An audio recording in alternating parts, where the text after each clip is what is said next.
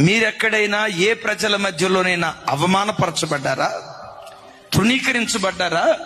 వేదన నొందిన బ్రతుకులుగా మీ బ్రతుకులు మిగిలిపోయాయా?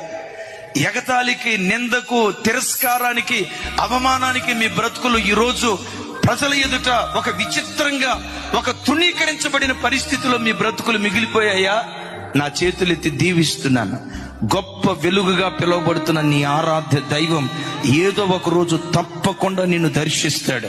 ఎక్కడ తృణీకరించబడ్డావో అక్కడే మూలకు తలరాయిగా దేవుడు నిన్ను మారుస్తాడు.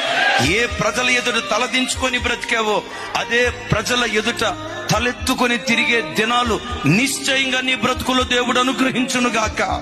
అవమానం పొందిన చోటే, తృణీకరించబడిన చోటే, ఎగతాళి నొందిన చోటే, నిందపడిన చోటే రెట్టింపు ఘనత నా దేవుడు నీకు దయచేయునుగాక.